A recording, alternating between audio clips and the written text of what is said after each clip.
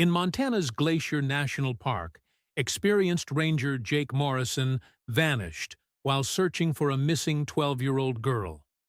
What searchers would discover years later would shatter everything they thought they knew about both disappearances and reveal a truth so dark it would haunt investigators for decades.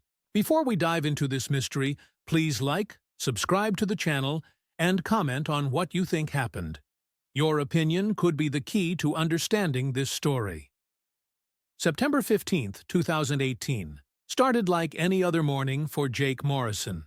The crisp mountain air carried pine needles and morning dew as he laced up his worn boots outside the ranger station.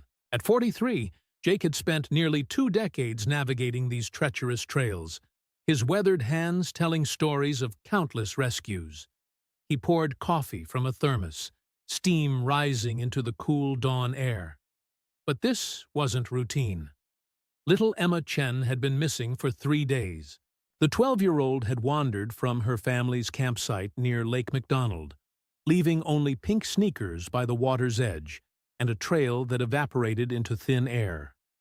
Emma's mother, Lisa, hadn't slept since that first night, her eyes red-rimmed and desperate as she clutched her daughter's favorite stuffed rabbit.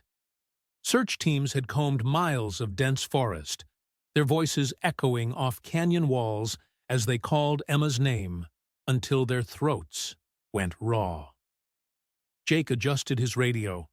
Static, crackling like a campfire. Morrison here, heading to Sector 7, his deep voice cutting through morning silence. Weather's holding steady. Visibility good. He shouldered his pack, feeling the familiar weight of emergency supplies and rope, tools that had saved lives. Before, tools he prayed would save Emma. The forest seemed different that morning. Even the birds appeared quieter, their dawn chorus muted, as if nature was holding its breath. Jake's boots crunched on fallen leaves as he followed a faint game trail snaking deeper into wilderness. He'd found lost children before, scared, cold, but alive. There was always hope until there wasn't. By noon, Jake's radio had gone silent. When he failed his scheduled 2 o'clock check-in, concern rippled through the search base. By 4 o'clock, that concern became cold fear. Jake Morrison, the ranger who knew these mountains better than his backyard, the man who could navigate, by starlight, had simply vanished. As the sun set behind jagged peaks, painting the sky ominous orange and red, searchers faced a terrifying reality. They now had 2 people missing in the vast wilderness, but they didn't know that somewhere deep in those woods, something far more sinister than a simple disappearance was unfolding. Something that would remain hidden for years, waiting in shadows, like a predator stalking its prey. What really happened to Jake Morrison that day? And why would the truth only emerge when investigators least expected it? Dawn broke gray and unforgiving over Glacier National Park as the largest search operation in the park's history mobilized. 2 missing persons now haunted these ancient woods, a 12-year-old girl and the seasoned ranger who had vanished, trying to find her. Search and Rescue Commander Sarah Mills stood at the hastily erected command center, her breath visible in the cold morning air as she studied topographical maps spread across folding tables. Red pins marked Jake's last known locations, while blue ones tracked Emma's possible routes. The pins created a scattered constellation of hope and desperation across the wilderness grid. Bloodhounds strained against their leashes, their handlers preparing to follow scent trails that grew colder with each passing hour. The dogs whined anxiously, picking up on the tension that crackled through the air like static electricity. Helicopters thundered overhead, their rotors churning the mist that clung to the mountain peaks like ghostly fingers. Lisa Chen sat in, her car nearby, clutching Emma's favorite sweater to her chest. The fabric still carried her daughter's scent, strawberry shampoo and the faint smell of campfire smoke. Her husband David paced beside the vehicle, his cell phone pressed to his ear as he coordinated with relatives back home. Neither had eaten in days, surviving on coffee and pure desperation. The search teams deployed in methodical waves. Volunteers from neighboring towns arrived in pickup trucks and hiking boots, their faces grim but determined. They carried radios, first aid kits, and an unspoken understanding that time was running out. Mountain rescue specialists rappelled down cliff, faces checking every cave and crevice where someone might take shelter, or where something might be hidden. By midday, the first disturbing discovery emerged from Sector 7, Jake's sector. A volunteer found his water bottle wedged between two rocks near Avalanche Creek, the metal scratched and dented as if it had been thrown with force. The bottle was half full, which puzzled everyone. Jake would never waste water in the wilderness, and he certainly wouldn't abandon his supplies unless something terrible had happened. Search dogs led their handlers to a small clearing where Jake's scent seemed to vanish entirely. The bloodhounds circled the area repeatedly, whining in confusion. Experienced trackers examined the ground with magnifying glasses, finding disturbed earth and broken branches, but no clear direction of travel. It was as if both Jake and Emma had simply dissolved into the mountain air. As evening approached, the temperature began to drop dangerously. Hypothermia became a real threat for anyone still alive in the wilderness. The search would continue, through the night using thermal imaging equipment and floodlights, but hope was fading like daylight behind the towering peaks. In her hotel room that night, Sarah Mills stared at case files spread across her bed. Similar disappearances had occurred in other national parks, people vanishing without logical explanation, leaving behind only fragments of evidence and grieving families. But she'd never seen anything quite like this. A child and her would-be rescuer both swallowed by the same stretch of wilderness within days of each other. What force could make two people disappear so completely? And why did the dogs seem so afraid of that particular clearing where Jake's trail ended? The mountain kept its secrets, but Sarah Mills wasn't ready to give up. Not yet. 3 weeks after. The disappearances, maintenance worker Tom Bradley was clearing fallen branches from the park's remote access road when his shovel struck something metallic buried beneath layers of decomposing leaves.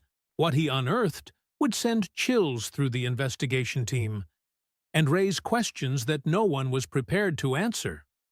Tom brushed away the debris with trembling hands, revealing a rusted metal box about the size of a shoebox. The container was old, decades old by the look of its corroded surface, yet it had been deliberately buried in a location that few people ever visited. Strange symbols were etched into the lid, worn smooth by time but still visible to anyone who looked closely enough. Inside the box, wrapped in deteriorating plastic, Tom discovered a collection of items that made his stomach turn. Personal belongings, a FET child's bracelet, an adult's wedding ring, a small toy dinosaur, all carefully arranged like trophies in a display case. But most disturbing were the Polaroid photographs tucked beneath the objects, their edges yellowed with age. The photographs showed different locations throughout the park, all marked with red X's drawn in what appeared to be dried blood. Some images captured remote caves, others showed hidden clearings, and several focused on specific trees marked with the same strange symbols found on the box. It was a map of sorts, but a map leading to what? When Tom contacted park authorities, the box was immediately secured as evidence. FBI forensics specialist Dr. Rebecca Hayes arrived within hours, her expression growing more troubled as she examined each item through latex gloves.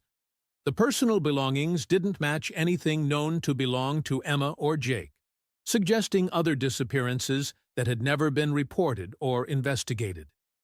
Carbon dating on the box itself revealed it to be approximately 35 years old, manufactured in the late 1980s. But the photographs appeared even older, their chemical composition suggesting they were taken sometime in the early 1980s. This discovery meant that whatever was happening in Glacier National Park had been going on for decades, long before Emma Chen or Jake Morrison ever set foot in these woods. Dr. Hayes worked late into the night, cross-referencing the photograph locations with park maps and historical records. Several of the marked sites corresponded to areas where hikers had gone missing over the past 40 years, though those cases had been written off as accidents or wild animal encounters. The pattern had never been recognized because the disappearances were spread across different years and investigated by different agencies. The bracelet in the box bore the initials MR engraved in delicate script. A check through missing persons databases revealed a possible match. Michelle Rodriguez, age 8, who had vanished during a family camping trip in 1987. Her case had gone cold within months, with investigators concluding she had likely fallen into a river and drowned. Her body was never found. As Dr. Hayes studied the photographs under magnification, she noticed something that made her blood run cold. In the corner of several images, barely visible in the shadows, was the outline of what appeared to be a human figure watching from the tree line.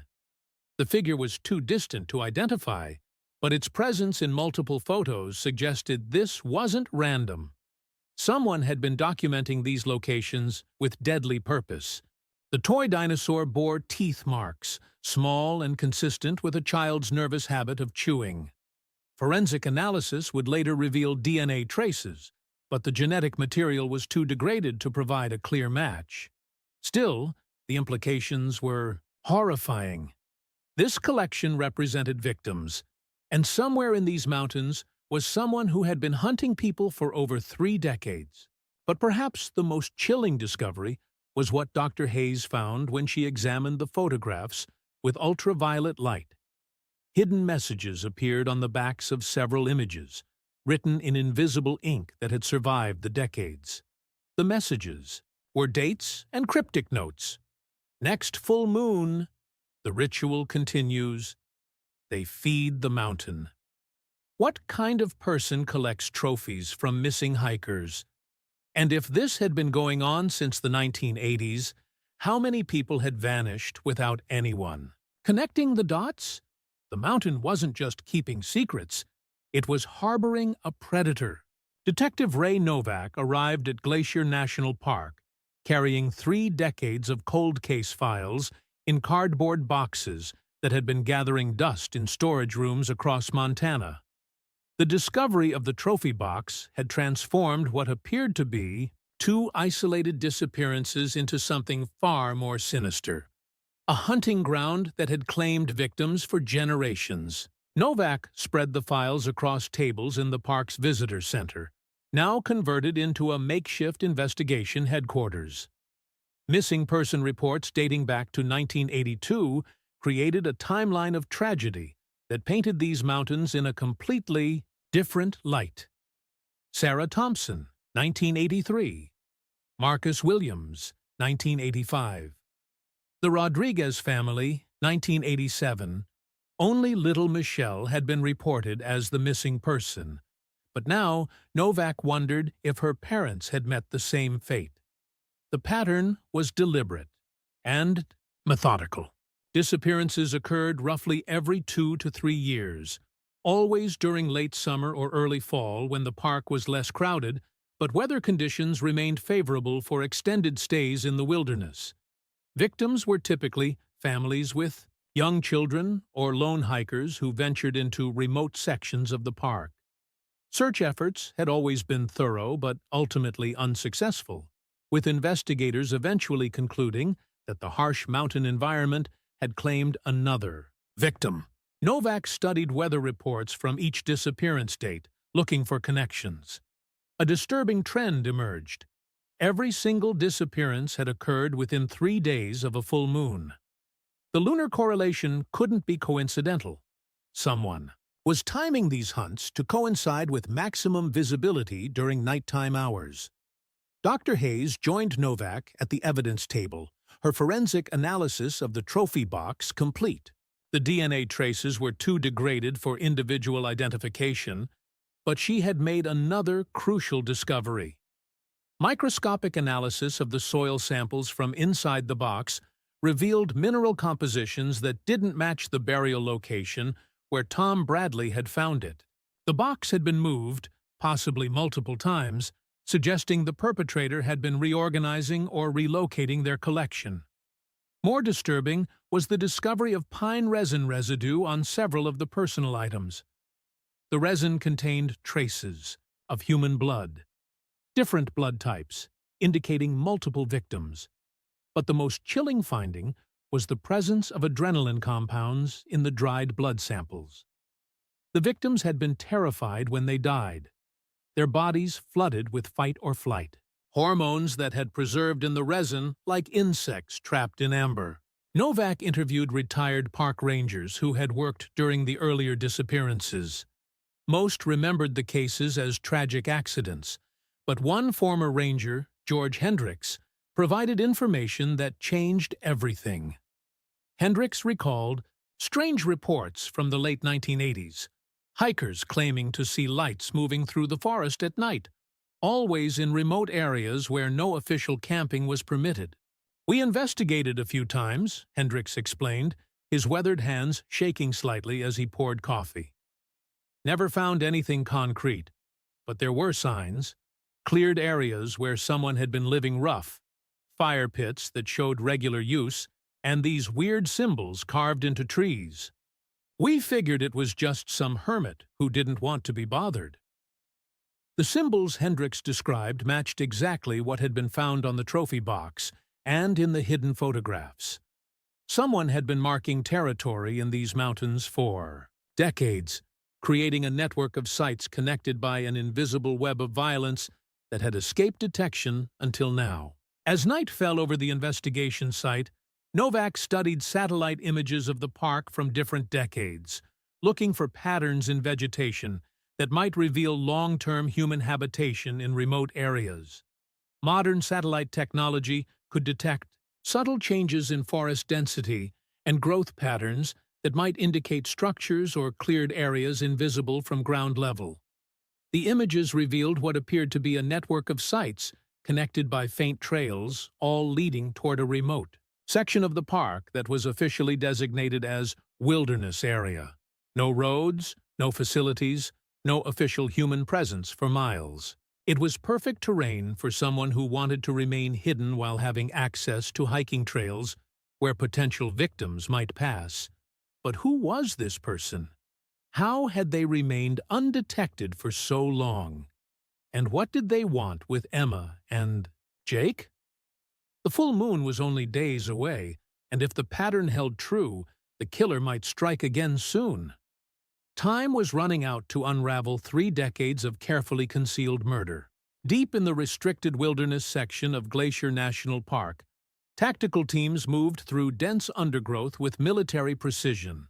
Thermal imaging had detected a heat signature in an area where no human presence should exist, a discovery that would finally put a face to 3 decades of disappearances.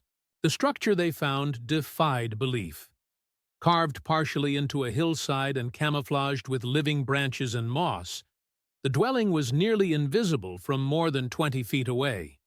It had taken sophisticated ground-penetrating radar to locate the underground portions, revealing a network of tunnels and chambers that extended deep into the mountainside like the lair of some ancient predator. Special Agent Maria Santos led the tactical team as they breached the main entrance. The stench hit them immediately, a nauseating mixture of decay, unwashed human body, and something sweet and cloying that made several officers reach for their gas masks.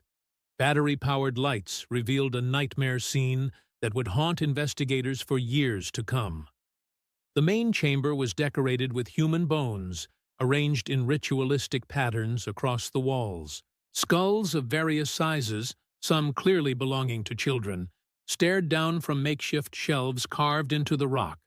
But it was the fresh additions that made Santos's blood freeze. Jake Morrison's ranger uniform hung on a wooden peg near the U entrance, and a small pink backpack that matched the description of Emma Chen's missing belongings sat in the center of the room like an offering on an altar. In the shadows of the far corner, a figure crouched motionless, watching them with eyes that reflected their flashlight beams like those of a nocturnal animal.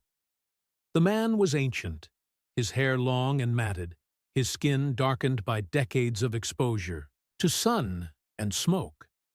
He wore clothing made from various animal hides, stitched together with what appeared to be sinew and decorated with bones and teeth collected from his kills. "Don't move," Santos commanded, her weapon trained on the figure, but the old man simply smiled, revealing teeth filed to points like those of a predator. The hermit made no attempt to flee or fight. Instead, he began speaking in a voice like grinding stone, telling them a story that would chill them to their core. His name was Ezra Blackwood, and he had been living in these mountains since 1979, when he'd fled civilization after committing his first murders in town. The wilderness had welcomed him, he claimed, and taught him its secrets.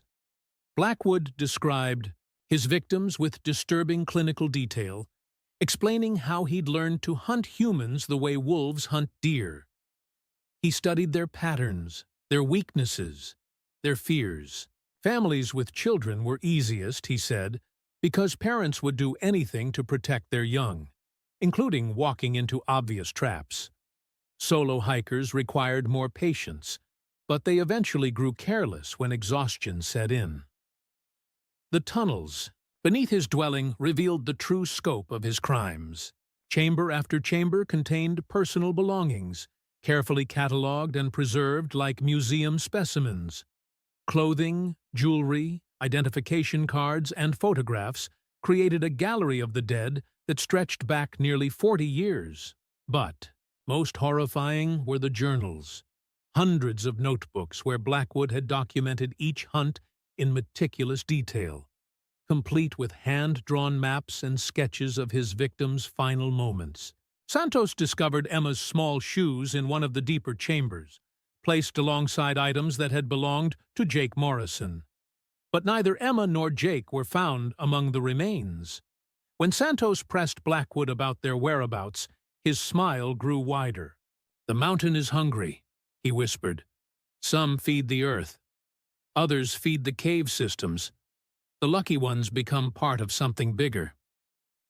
Deeper investigation of the tunnel system revealed vertical shafts that disappeared into the mountains. Depths, some natural and others that appeared to have been deliberately excavated over decades. Rappelling teams would later discover that several shafts connected to underground streams and cave networks that could carry bodies for miles through the mountain's interior before depositing them in locations that would never be found. But Blackwood's most chilling revelation came when investigators discovered his most recent journal entries. He hadn't been working alone. References to the others and the network suggested that his operation was part of something larger. A group of people who had been systematically hunting in national parks across the western United States for decades.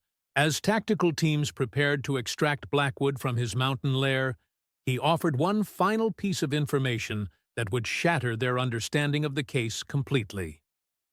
"You think you found the monster," he said, his filed teeth glinting in the flashlight beam. "But I'm just the groundskeeper. The real owners are still out there." What did Blackwood mean by the real owners?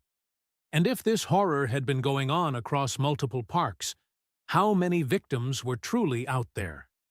The mountain had finally revealed one of its secrets, but the discovery only opened doors to even darker truths waiting in the shadows.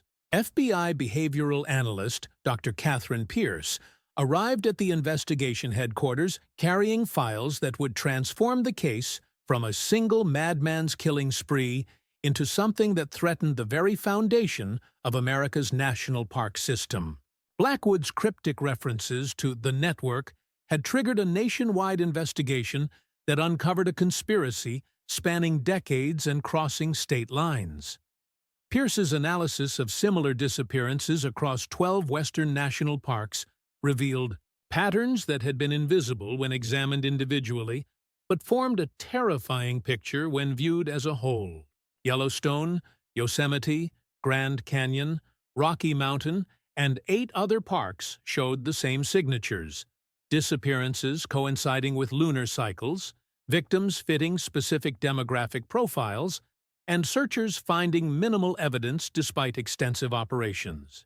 The breakthrough came when Pierce cross-referenced the dates and locations with federal employment records. A disturbing connection emerged. Several park employees had worked at multiple locations where disappearances occurred, transferring between parks in patterns that closely matched the timeline of missing persons cases. These weren't random transfers. Someone had been systematically placing operatives throughout the park system. Vincent Crawford, a maintenance supervisor who had worked at 6 different parks over 23 years, appeared on employment rosters at every location where the lunar pattern disappearances occurred. His personnel file showed exemplary service records, commendations from supervisors, and absolutely nothing that would raise red flags during routine background checks. Crawford was a ghost, hiding in plain sight within the federal bureaucracy. Pierce's team discovered that Crawford had maintained regular contact with at least 8 other park employees across the western states, using encrypted email accounts and coded messages disguised as routine maintenance communications. The network communicated using references to equipment repairs and supply deliveries, but linguistic analysis revealed they were actually coordinating hunting schedules and sharing information about potential targets. The scope of the operation was staggering. Conservative estimates suggested the network had been responsible for over 200 disappearances across 40 years, with victims ranging from single hikers to entire families. They had perfected their methods through decades of practice, learning how to make people vanish without leaving traces that would trigger federal investigations. Each park in the network had its designated groundskeeper, someone like Ezra Blackwood, who lived permanently in the wilderness and handled the actual killing and disposal of bodies. These groundskeepers were supported by the legitimate park, employees who provided intelligence about visitor patterns, search and rescue protocols, and law enforcement procedures. It was a perfect system of predation hidden within the institutions designed to protect visitors. Pierce's psychological profile of the network members revealed they weren't motivated by typical serial killer psychology. Instead, they appeared to be part of an organized group with specific ideological beliefs about population control and natural selection. Intercepted communications referenced culling the weak, feeding the wilderness, and maintaining the balance. They saw themselves as apex predators maintaining the natural order. The network's sophistication extended beyond simple murder. They had developed detailed protocols for selecting victims based on likelihood of being reported missing quickly, probability of extensive search efforts, and potential for media attention. Families from out of state were preferred because local law enforcement had less investment in the cases. Solo hikers with minimal social connections were also prime targets. Most chilling was the discovery of the network's recruitment methods. They identified potential new members among park employees who showed signs of isolation, resentment toward visitors, or excessive fascination with wilderness survival. New recruits underwent gradual indoctrination, starting with minor violations of park rules and escalating to more serious crimes over months or years. The network kept meticulous records of their activities, treating the killing like a business operation with quotas, territories, and performance metrics. Crawford's encrypted files contained spreadsheets tracking victim demographics, disposal methods, and success rates for different hunting techniques. They had turned murder into a systematic enterprise. But the most disturbing revelation came when Pierce analyzed the network's expansion patterns. They weren't content with their current operation. Intercepted communications indicated plans to recruit members in eastern national parks and potentially expand into state park systems. The network was growing, and their appetite for victims was increasing. As federal agents prepared simultaneous raids on network members across multiple states, Pierce made one final terrifying discovery. The network's communication logs referenced the architects, higher-level coordinators who had been overseeing the operation from outside the park system. Crawford and his associates were middle management in an organization that extended far beyond what they had uncovered. The mountain hermit Blackwood had been telling the truth. They had found the groundskeepers and their handlers, but the real architects of this decades-long nightmare were still out there, watching from the shadows as their empire of murder came under scrutiny. How deep did this conspiracy go? And who were the architects orchestrating this systematic elimination of innocent people across America's most treasured wilderness areas? The network was about to be exposed, but the true masterminds remained hidden in plain sight. At exactly 3:47 a.m. Mountain Time, coordinated federal raids struck 12 locations simultaneously across 6 states. The network that had operated in shadows for 4 decades was about to face the harsh light of justice. But what agents discovered during these raids would prove that the conspiracy was even more deeply rooted than anyone had imagined. Vincent Crawford's modest ranch house outside Yellowstone National Park became the focal point of the operation. FBI agents breached the front door as tactical teams surrounded the property, their night vision equipment revealing a scene that looked deceptively normal until they reached the basement. Crawford had converted the underground space into a command center that would have impressed military strategists. Wall-mounted monitors displayed real-time feeds from hidden cameras placed throughout multiple national parks.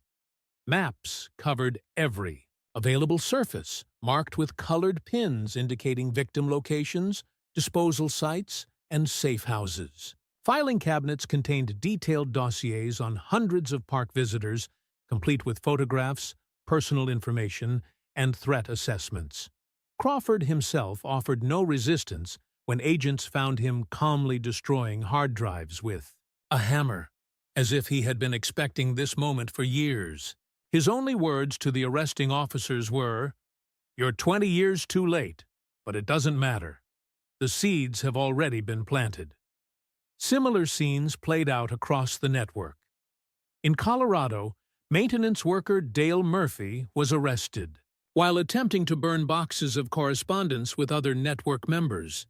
In California, park ranger Susan Martinez barricaded herself in her government housing unit before ultimately surrendering when tactical teams deployed tear gas.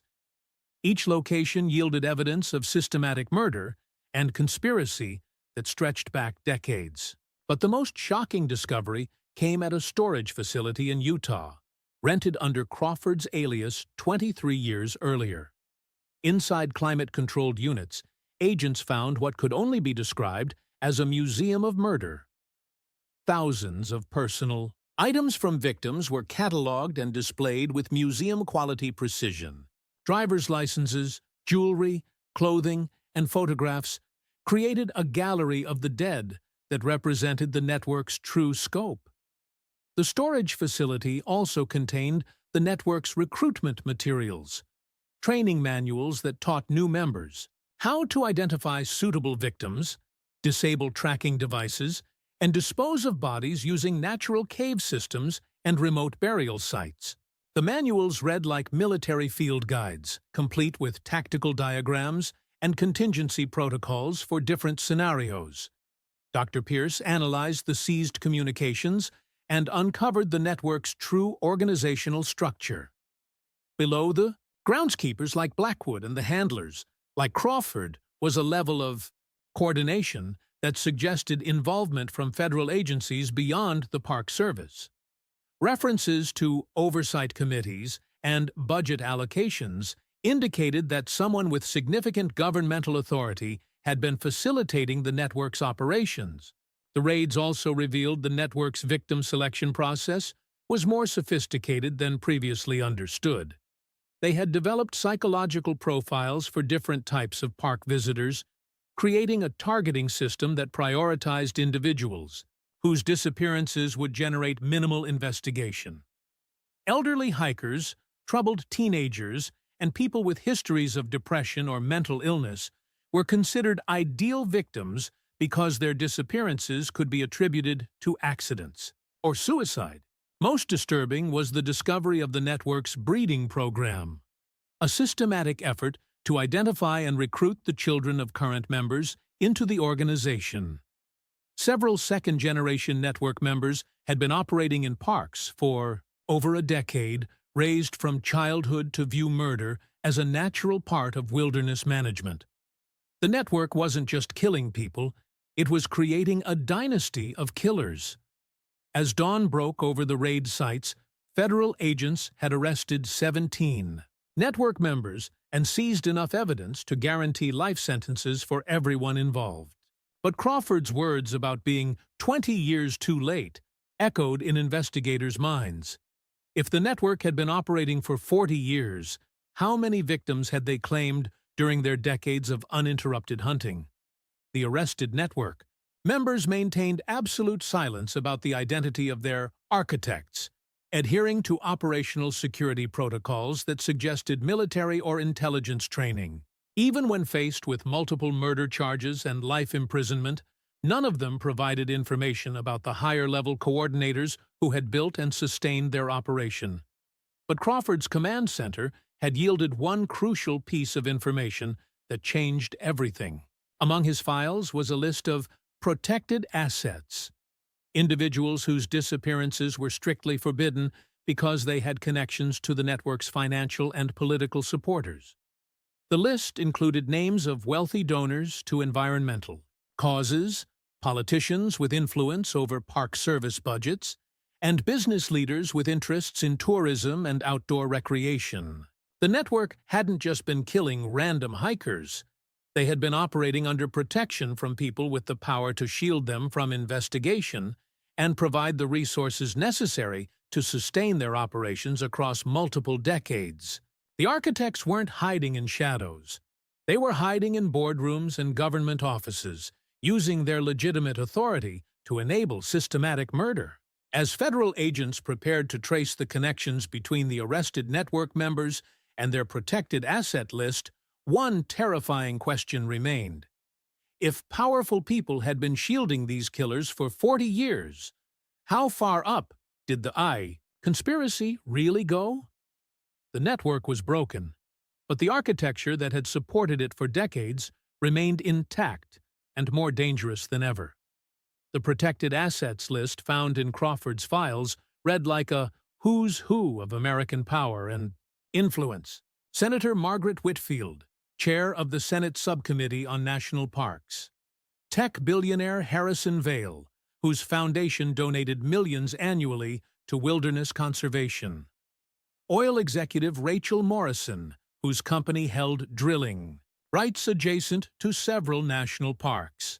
Each name represented someone with both the motive and means to protect a network of killers operating in America's wilderness. FBI Director James Sullivan assigned his most trusted investigators to what they codenamed Operation Clearwater, a deep-cover investigation into the connections between the arrested network members and the individuals on the protected assets list. What they discovered would shake the foundations of American political and corporate power. The trail began with financial records seized during the raids. Crawford and his associates had received regular payments from shell corporations, linked to environmental groups, outdoor recreation companies, and federal contractors. The payments were disguised as consulting fees, equipment purchases, and maintenance contracts, but the amounts were far too large for legitimate services, and the timing coincided perfectly with major disappearances. Special Agent Linda Torres went undercover as a journalist investigating missing persons cases in national parks. Her inquiries into the financial backing of various environmental organizations revealed a network of donors who had been quietly funding wilderness protection activities for decades. These same donors had political connections that could influence park service policies, law enforcement priorities, and media coverage of disappearances. The motivation became clear when Torres analyzed the long-term economic impact of the network's activities. By systematically eliminating visitors who had negative experiences or discovered dangerous conditions in national parks, the network was protecting billions of dollars in tourism revenue and preventing costly safety investigations that could restrict access to valuable natural resources. Senator Whitfield's involvement was particularly damaging. Her subcommittee had consistently blocked funding for improved search and rescue capabilities, better trail maintenance, and enhanced visitor tracking systems, all measures that would have made the network's operations far more difficult. She had also sponsored legislation that reduced federal oversight of Park Service operations, creating the regulatory gaps the network exploited. Harrison Vale's Technology Foundation had provided the network with sophisticated surveillance equipment under the guise of wildlife monitoring programs. Hidden cameras, motion sensors, and satellite communication systems had been deployed throughout the park system, ostensibly to track animal populations, but actually used to identify and monitor potential victims. Vale's companies had also developed the encryption software the network used for secure communications. Rachel Morrison's oil company had a more direct interest in the network's activities. Several disappearances had occurred in areas where her company was conducting illegal survey work for potential drilling sites. Witnesses to unauthorized activities had been systematically eliminated, while their disappearances were attributed to wilderness accidents. Morrison's company had been able to complete environmental surveys and geological assessments without interference from hikers who might report the violations. The protected assets had created a self-reinforcing system of murder and cover-up. They provided funding, equipment, and political protection to the network, which in turn eliminated potential threats to their various interests. It was corporate-sponsored serial killing on an industrial scale, hidden behind the facade of environmental conservation and wilderness protection. Dr. Pierce's analysis revealed that the network's victim selection criteria had been influenced by the protected assets' specific needs. Business rivals, investigative journalists, environmental activists who opposed drilling projects, and whistleblowers within the Park Service had all been targeted for elimination. The network wasn't just killing random hikers, they were conducting assassinations disguised as wilderness accidents. The scope of corruption extended into federal law enforcement agencies. Several FBI agents and Park Service investigators who had gotten too close to uncovering the network's activities had been transferred to different assignments, forced into early retirement, or discredited through manufactured scandals. The protected assets had used their political influence to manipulate personnel decisions and redirect investigations away from sensitive areas. But the most shocking discovery came when Torres uncovered the network's expansion plans. The protected assets weren't content with their current level of control over national parks. They had been developing plans to expand the killing network into state parks, recreational areas, and even urban green spaces. The ultimate goal was comprehensive control over all public land use in the United States, with the network serving as enforcers for any policies or projects the assets wanted to implement. As evidence mounted against the protected assets, Agent Torres realized they were facing opponents with virtually unlimited resources and decades of experience covering up their crimes. The network members in custody were expendable foot soldiers, but the people who had built and funded their operations commanded corporate empires and political machines that would fight viciously to protect themselves. The investigation had revealed a conspiracy that went far beyond serial killing. It was a systematic subversion of American democratic institutions, using murder to protect corporate interests and political power. The network had turned national parks into private hunting preserves for the wealthy and connected, while presenting themselves as champions of environmental protection.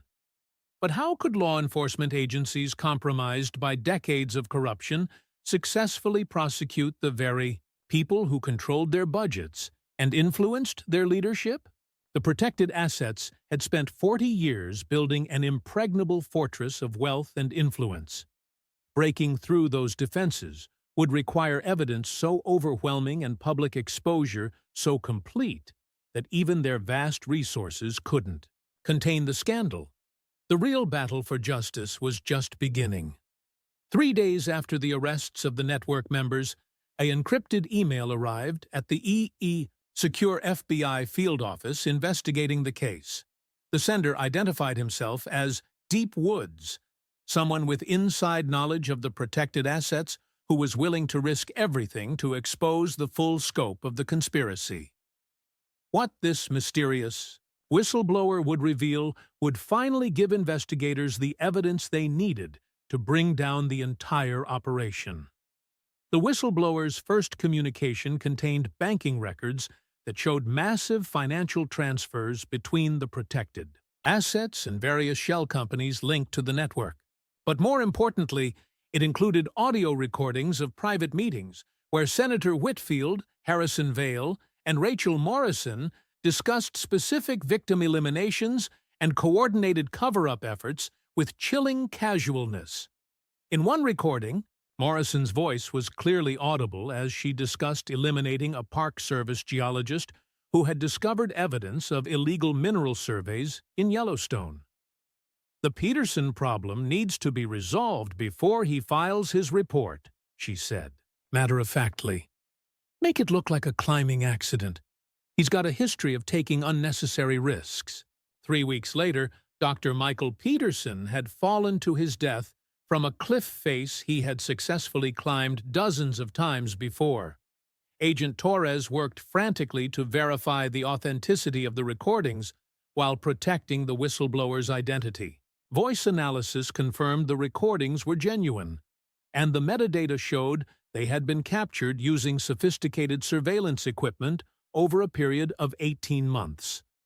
Someone with access to the protected assets' private meetings had been systematically documenting their crimes. The whistleblower's next package contained internal corporate documents that revealed the true scope of the conspiracy.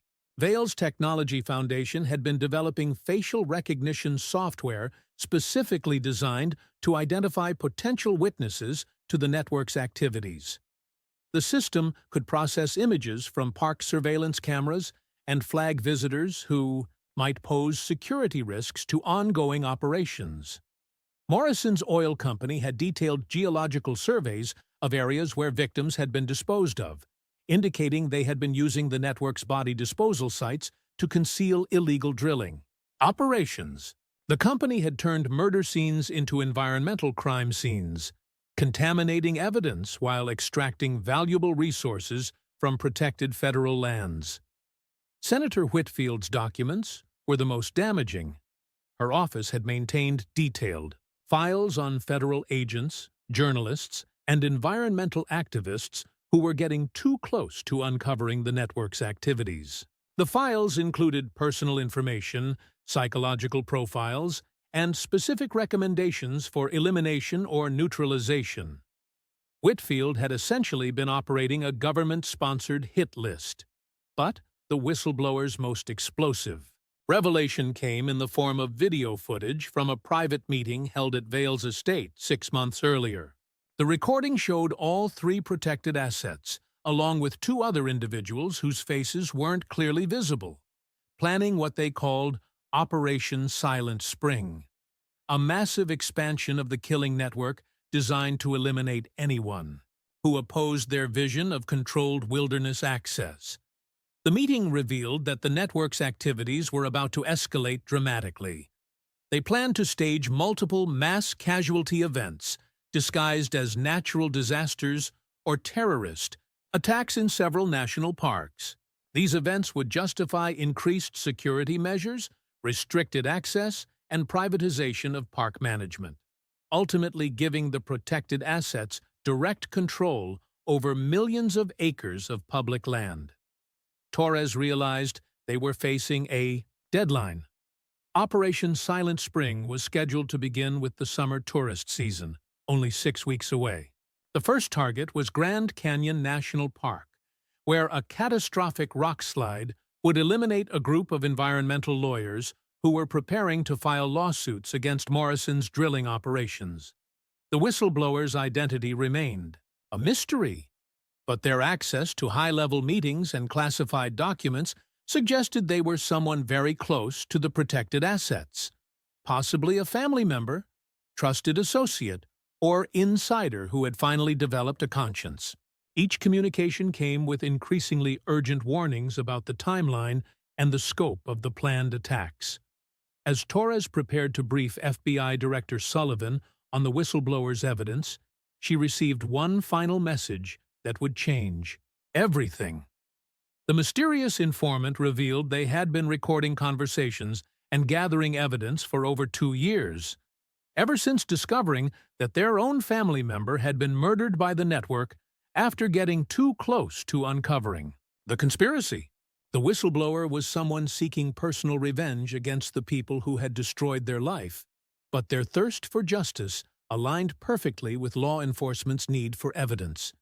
They offered to provide real-time intelligence on Operation Silent Spring in exchange for guaranteed protection and immunity from prosecution for their own role in gathering evidence through illegal surveillance.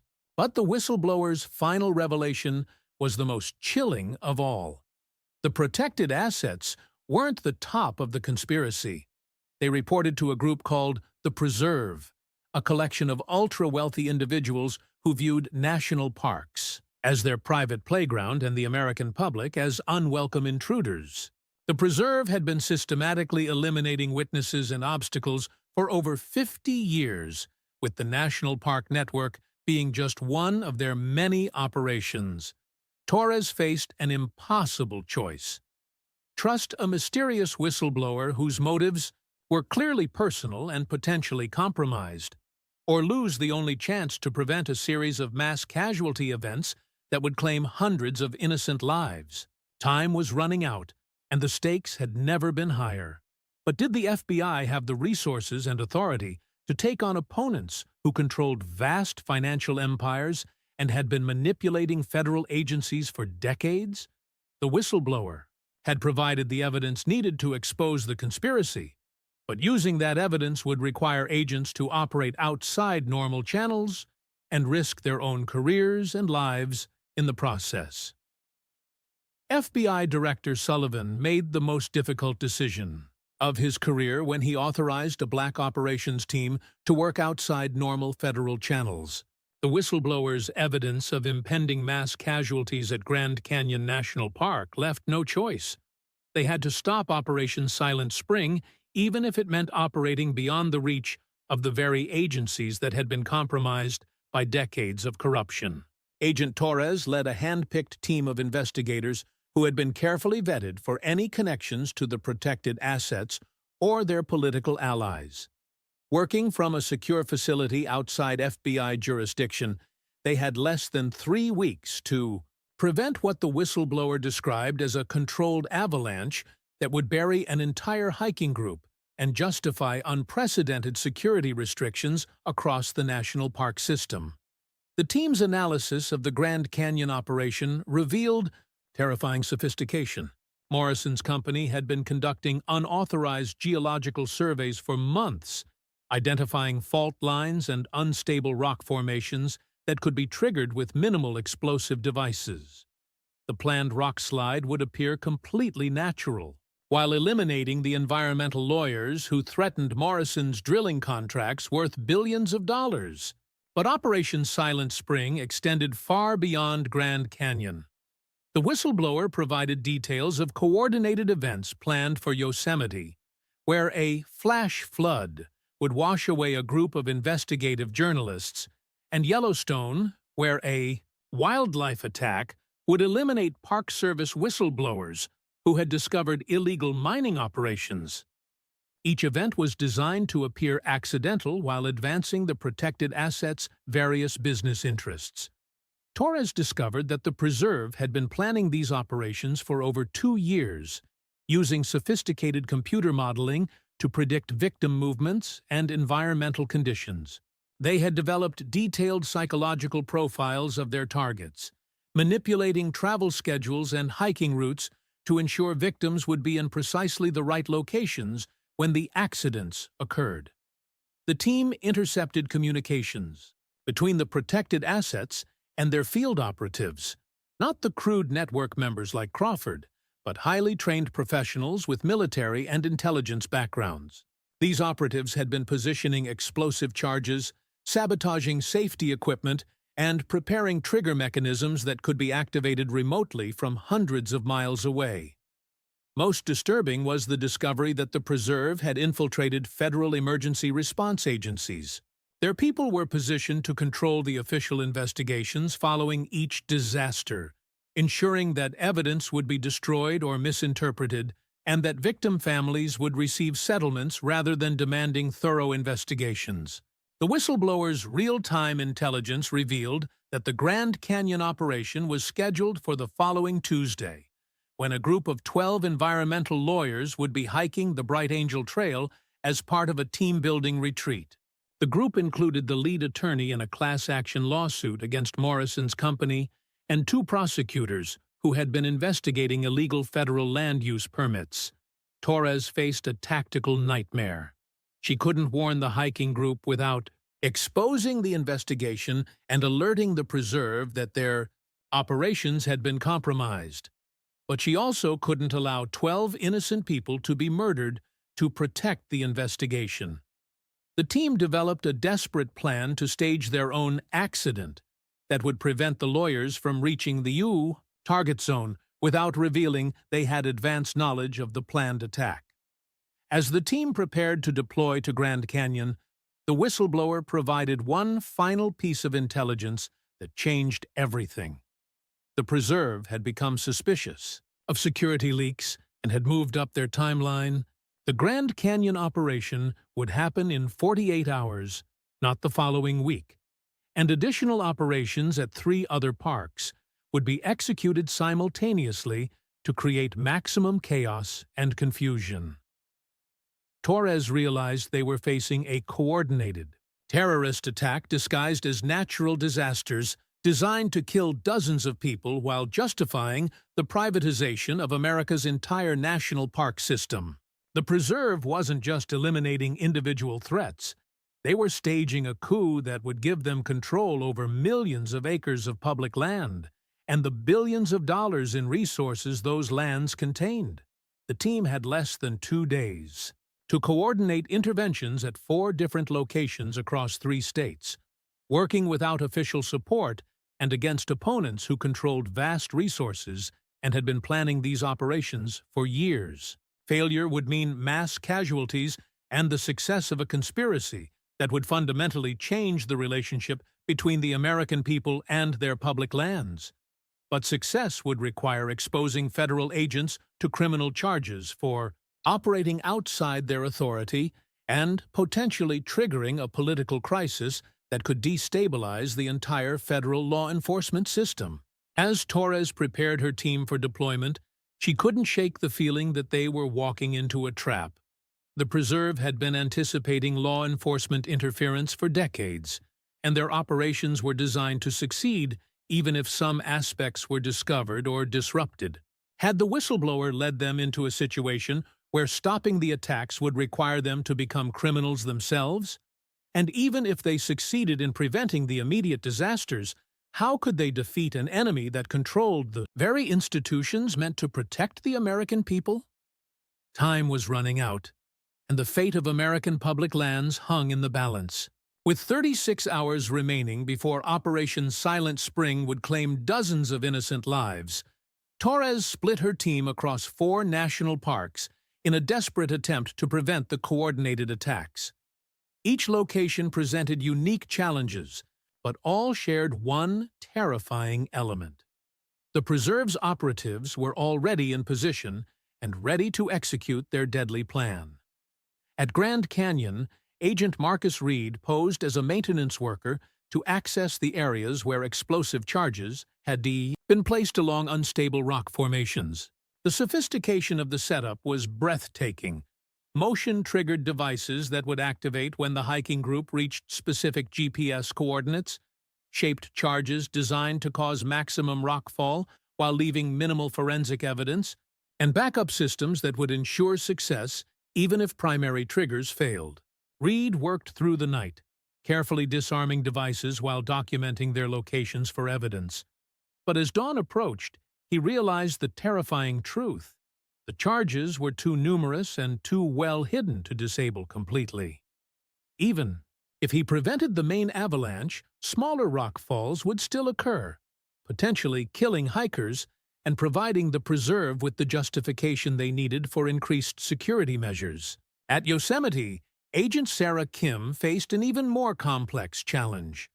The planned flash flood required manipulation of water flow through the park's dam system, which the preserve's people had been positioning themselves to control for months. Kim discovered that 3 dam operators were on the preserve's payroll, ready to release massive amounts of water down the valley, where investigative journalists were scheduled to camp. Kim's only option was to create a credible emergency that would force evacuation of the target area without revealing the true nature of the threat. She fabricated reports of unstable weather conditions and convinced park officials to issue flash flood warnings, hoping the journalists would relocate to safer ground before the preserve's operatives could implement their plan. The Yellowstone operation presented unique dangers because it involved trained grizzly bears that had been conditioned to associate humans with food sources.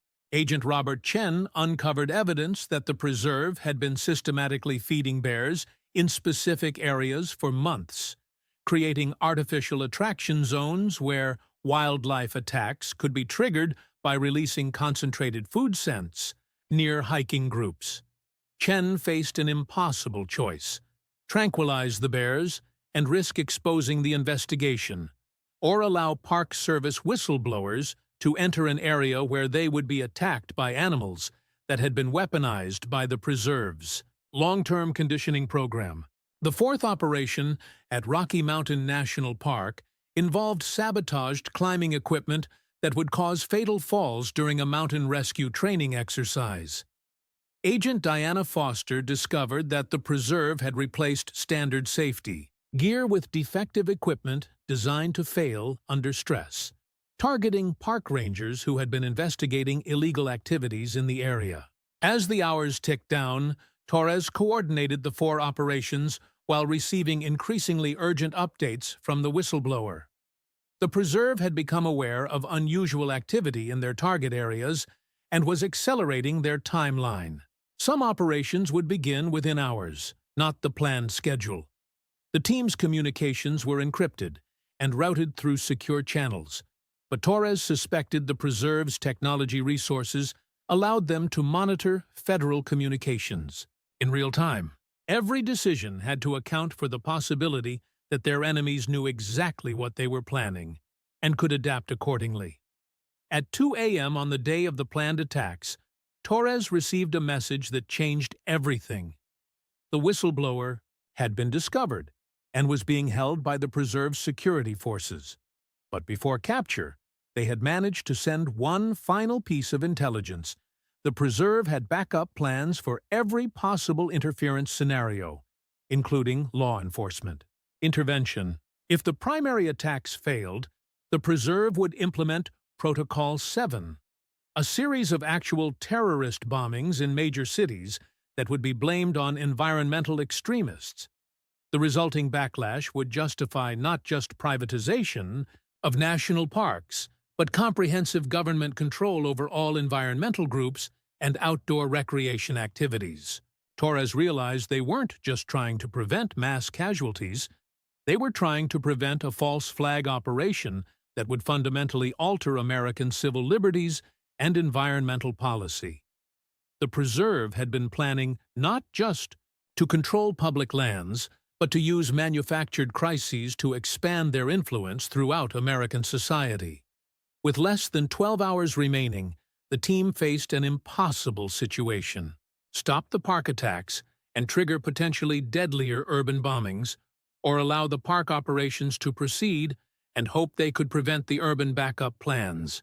Either choice would result in innocent deaths and advance the preserve's ultimate agenda. But Torres had one final card to play: evidence gathered by the whistleblower that revealed the true identities of the preserve's leadership and their connections to major corporations and political figures.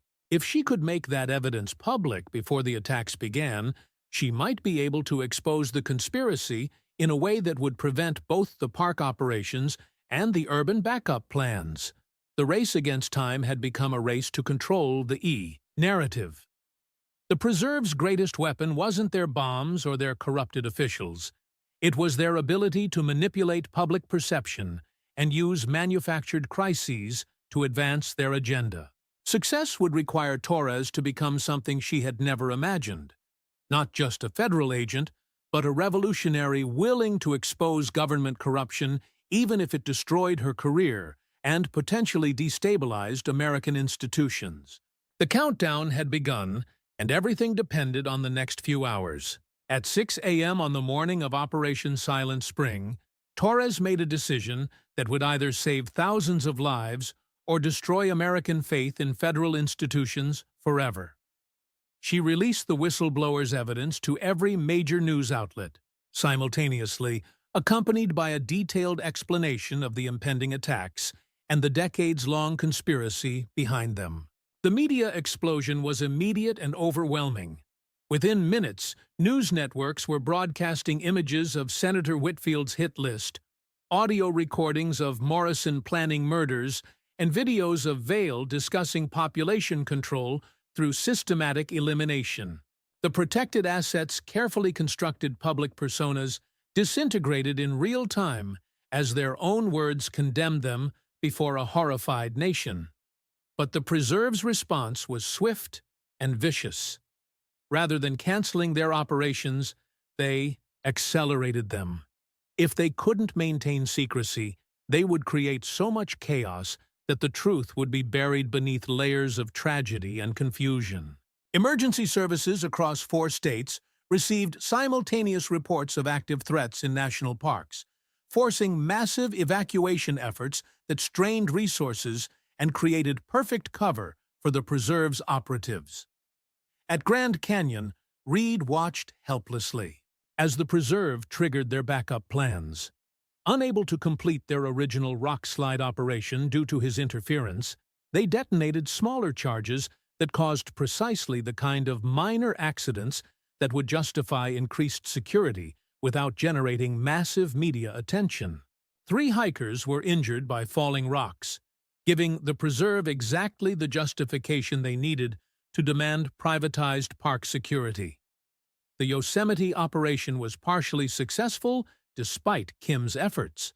The preserve's dam operators released enough water to create dangerous conditions in the valley, though early warning systems prevented casualties. But the incident provided ammunition for arguments that federal agencies were incompetent to manage critical infrastructure safely. Chen's intervention at Yellowstone prevented human casualties, but the preserve used the bear conditioning evidence as proof that federal wildlife management had created dangerous conditions for visitors. They demanded immediate privatization of wildlife control services, using their own crimes as justification for taking control of park operations. Only at Rocky Mountain National Park did Torres's team achieve complete success. Foster's discovery of the sabotaged equipment prevented the planned accidents and provided physical evidence that could be directly linked to the preserve's operatives. But even this victory came at a cost. The preserve used the incident to argue that federal safety oversight was so compromised that only private contractors could ensure visitor security. As news of the conspiracy spread across the country, public reaction was explosive and divided. Environmental groups demanded immediate federal investigations and criminal prosecutions. Business interests argued that the entire national park system was fundamentally unsafe and required private management. Political leaders scrambled to distance themselves from the protected assets while secretly calculating how to benefit from the crisis. The Preserve had anticipated public exposure and prepared accordingly.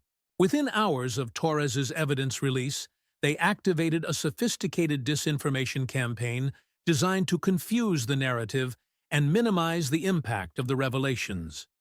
Social media bots spread alternative theories about the conspiracy, claiming it was a government false flag operation designed to increase federal control over public lands. Senator Whitfield held a press conference denying all allegations and claiming the evidence against her had been manufactured by radical environmental groups seeking to destroy legitimate business interests. Morrison's lawyers released statements, arguing that their client was the victim of industrial espionage and corporate sabotage. Vales Foundation issued reports claiming their technology had been stolen and misused by unknown criminals. But the most damaging response came from within. Federal agencies themselves, corrupt officials who had been protecting the Preserve for decades, launched a coordinated attack on Torres and her team, claiming they had violated federal law by operating outside normal channels and threatening national security by releasing classified information. Torres found herself facing criminal charges for the same actions that had saved countless lives. The system she had spent her career defending was turning against her, using its own corruption as a weapon to silence the people trying to expose the truth. The whistleblower's identity was finally revealed when the Preserve released their own evidence package, video footage showing Dr. Rebecca Hayes, the forensics specialist who had analyzed the original trophy box, secretly recording conversations and stealing documents. Hayes had lost her daughter in one of the Preserve's early operations and had spent 3 years positioning herself to gather evidence for revenge. Hayes's revelation as the whistleblower provided the Preserve with a powerful narrative weapon. They portrayed the entire investigation as the product of a grieving mother's delusions, dismissing decades of evidence as the fantasies of someone driven mad by personal loss. The media, already confused by competing narratives, began questioning whether the conspiracy was real or simply an elaborate hoax. As the Preserve's disinformation campaign gained momentum, Torres realized they faced a truth more terrifying than murder and conspiracy: the possibility that American society was so compromised by corporate influence and political corruption that even overwhelming evidence of systematic killing would be dismissed or ignored if it threatened powerful economic interests. The truth had been revealed, but would anyone believe it? And even if they did American institutions retain enough integrity to bring the criminals to justice? The real battle was just beginning, and it would be fought not with evidence or law enforcement, but with the fundamental question of whether truth could survive in a society where wealth and power had learned to manufacture their own reality. 3 weeks after the explosive revelations of Operation Silent Spring, the Preserve launched their most audacious counterattack yet. Rather than retreating in the face of overwhelming evidence, they had chosen to weaponize the American legal system itself, turning courts and prosecutors into instruments of their revenge against the agents who had exposed their decades of murder. Torres found herself under federal indictment for unauthorized surveillance, theft of classified documents, and conspiracy to commit domestic terrorism. The charges were absurd. She was being prosecuted for the same crimes the Preserve had committed on a massive scale, but they carried the weight of a justice system that had been systematically corrupted over decades. The Preserve's legal strategy was brilliant in its cynicism. They portrayed themselves as victims of a rogue FBI operation that had violated civil liberties and destroyed reputations based on fabricated evidence. High-powered attorneys argued that Torres and her team had conducted an illegal investigation motivated by personal ambition and environmental extremism. Senator Whitfield, despite being caught on tape planning murders, remained in office and used her position to launch congressional hearings into FBI misconduct and the abuse of federal law enforcement powers. The hearings became a platform for attacking the credibility of the evidence against the Preserve while portraying the entire investigation as a government conspiracy against legitimate business interests. Morrison's oil company filed lawsuits seeking billions in damages for false accusations and industrial sabotage, claiming that the investigation had destroyed their reputation and caused massive financial losses. The lawsuits tied up evidence in litigation and prevented prosecutors from building criminal cases, while the Preserve's public relations campaign continued to undermine the credibility of the witnesses against them. Vale's Technology Foundation launched a sophisticated cyber warfare campaign against anyone supporting the investigation. Journalists who reported on the Preserve found their personal information leaked online, their communications hacked, and their professional reputations destroyed through coordinated disinformation attacks. Environmental activists faced similar treatment, with their organizations infiltrated and their funding sources threatened. The most chilling development was the systematic elimination of potential witnesses. Dr. Rebecca Hayes died in what appeared to be a suicide, leaving behind a note claiming guilt over fabricating evidence against innocent people. 2 former network members died in prison under suspicious circumstances before they could provide testimony linking the Preserve to the killing operations. Other key witnesses simply disappeared. Tom Bradley, the maintenance worker who had discovered the original trophy box, vanished while hiking alone in a different national park. George Hendricks, the retired ranger who had provided crucial early testimony, died in a house fire that investigators ruled accidental despite evidence of accelerants. The pattern was clear. The Preserve was eliminating the investigation's foundation by removing the people who could provide first-hand testimony about their crimes. But they were doing it so carefully that each death appeared unrelated to the others, preventing law enforcement from connecting them to a systematic campaign of witness elimination. Torres watched helplessly as the case against the Preserve disintegrated. Federal prosecutors, facing political pressure and concerned about their own careers, began negotiating plea deals that would result in minimal sentences for conspiracy and fraud charges rather than pursuing murder convictions. The protected assets would serve a few years in minimum security facilities, while the Preserve's larger organization remained intact. The corruption extended beyond federal agencies into state and local governments. Park Service officials who had cooperated with the investigation found themselves transferred to remote assignments or forced into early retirement. Local sheriffs who had provided support were defeated in elections funded by mysterious out-of-state donors. The message was clear. Cooperation with efforts to expose the Preserve would be met with systematic retaliation. But the Preserve's most devastating weapon was their control over the narrative itself. They had successfully convinced large portions of the American public that the entire conspiracy was a hoax perpetrated by radical environmentalists and corrupt federal agents seeking to destroy private enterprise. Opinion polls showed declining support for national parks and increasing support for privatization of public lands. The Preserve was achieving through political manipulation what they had originally planned to accomplish through terrorism. Public opinion was turning against federal management of natural resources, and politicians were introducing legislation that would transfer control of national parks to private corporations, many of which were secretly controlled by Preserve members. Torres realized that exposing the truth hadn't been enough. The Preserve had spent decades preparing for exposure, building layers of legal protection, political influence, and public relations capabilities that allowed them to survive even overwhelming evidence of their crimes. They had turned the revelation of their conspiracy into an opportunity to advance their agenda through legitimate political channels. As Torres prepared for her own trial, she faced the possibility that she would be convicted and imprisoned while the people she had tried to stop would continue their operations with legal immunity and public support.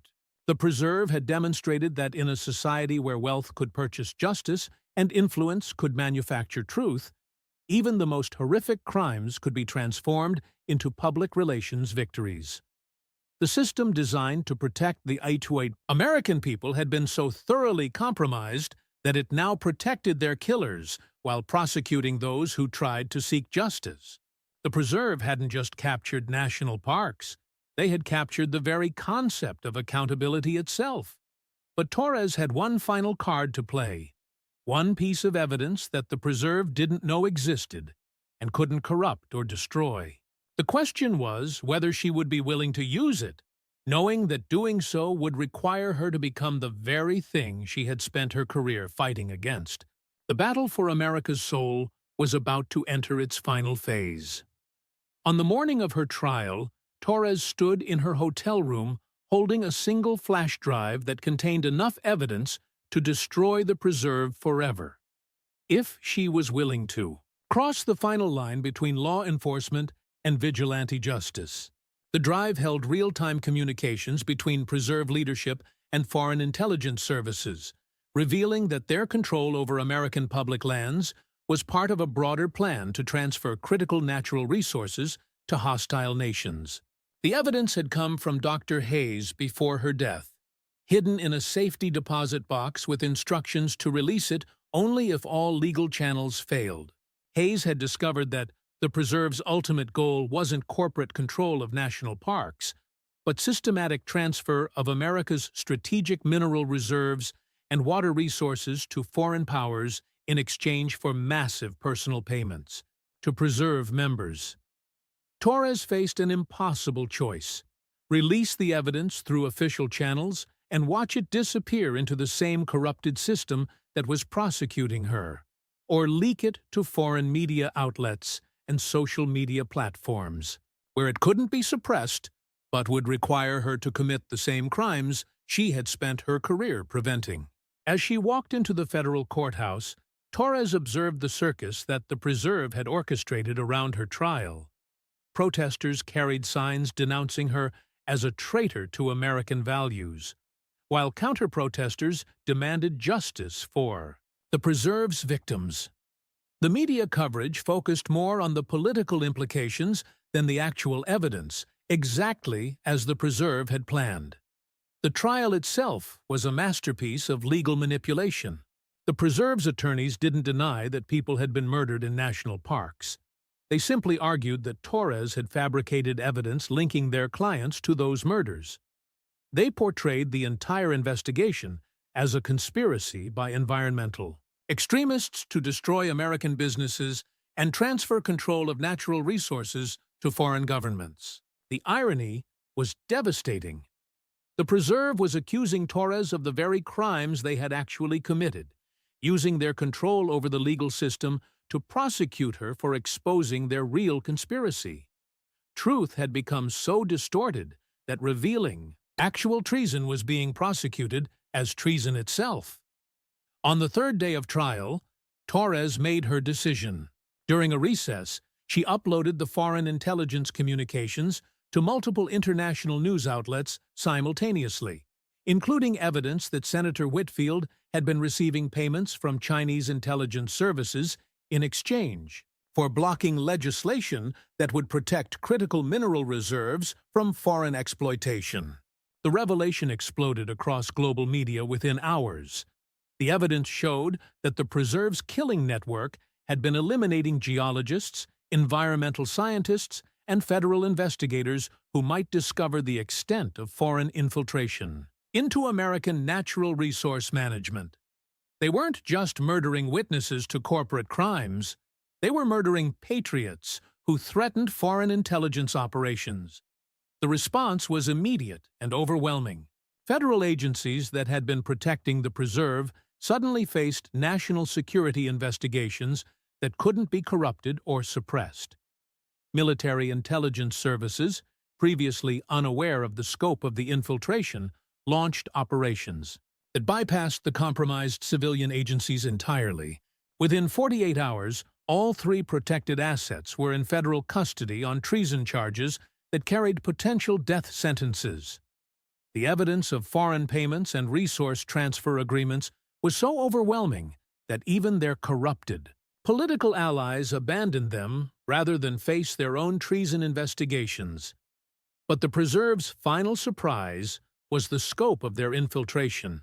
As military investigators traced the foreign intelligence connections, they discovered that the Preserve's network extended far beyond national parks into defense contractors, technology companies, and agricultural corporations. The Killing Network had been just one component of a decades-long foreign intelligence operation designed to transfer control of America's critical resources to hostile nations. The trials that followed revealed the true extent of the conspiracy. Over 300 Americans had been murdered to protect foreign intelligence operations. Billions of dollars in natural resources had been transferred to foreign control through corrupted federal agencies. The national park system had been just the beginning of a comprehensive plan to hollow out American sovereignty from within. Torres was quietly released, and her charges dropped as the focus shifted to prosecuting actual treason rather than the people who had exposed it. But the victory felt hollow as she realized how close the Preserve had come to complete success. If Emma Chen and Jake Morrison hadn't disappeared when they did, if Tom Bradley hadn't found the trophy box, if Dr. Hayes hadn't been motivated by personal loss to gather evidence, the conspiracy might have continued for decades more.